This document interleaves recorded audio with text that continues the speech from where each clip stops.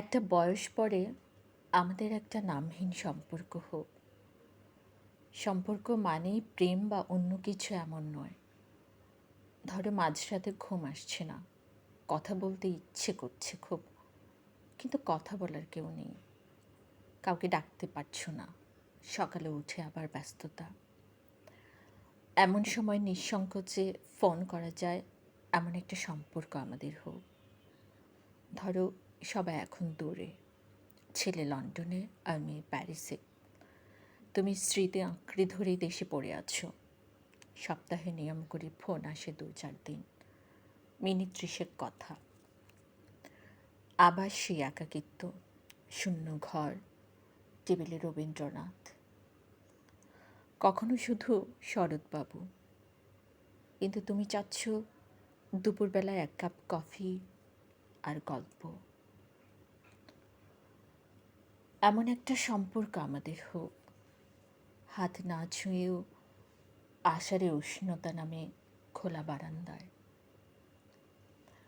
ধরো স্পন্ডিলাইটিসের ব্যথা বাড়ছে, ডাক্তার বলেছে হাঁটতে, কিন্তু তুমি একা বের হতে এখন ভয় পাও। সবার ব্যস্ততা, তোমাকে সাথে করে হাঁটবে এমন সময় নেই। কিন্তু এমন একজন হোক, ভোরে ডেকে নিয়ে হাঁটতে বের হবে,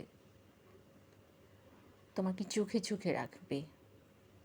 একটুখানি ক্লান্ত হলে পার্কের বেঞ্চে বসে কপাল ছোঁবে, হাত দুটি ধরে রাখবে, আবার খুব সাবধানে ঘর অবধি পৌঁছে দেবে।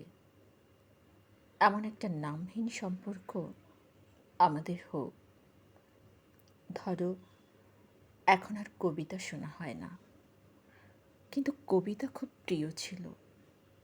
কিশোরবেলায় সেই প্রেমের মতো কেউ একজন এই বয়সেও না হয় বাহানা করুক, তোমাকে সে মাঝরাতে সুনীলের কবিতা শোনাবে, ভালোবাসি ভালোবাসি। সব ধূসর রঙের সাথে মিশে তুমিও যেন ধূসর হয়ে যাচ্ছ। হলুদ পাতার মতো জারুল গাছ থেকে খসে পড়ছে প্রিয় সব কিছু। বন্ধু বান্ধবী, পাড়াপড়শি, আত্মীয় স্বজন, এখন যেন আরও ফাঁকা লাগে। মাঝরাতে হঠাৎই জানালার ধারে একটা কাক কেমন যেন ডাকে, যেন ছেড়ে যেতে হবে এরই আহ্বান। তুমি ভীষণ বিষণ্ণ, কিন্তু তোমার একজন আছে যাকে দেখলে পালায় সকল অসুখ।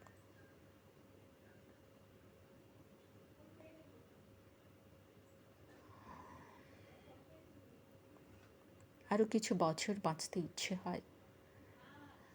একটা বয়স পরে আমাদের এমন একটা নামহীন সম্পর্ক হোক। সকল নিঃসঙ্গ মানুষের নিঃসঙ্গতা জুড়ে একটা বয়স পরে এমন একটা নামহীন সম্পর্ক হোক। নিঃস্ব দীর্ঘশ্বাসে এমন সম্পর্ক থাকুক, এই সম্পর্কে মানুষ বাঁচুক।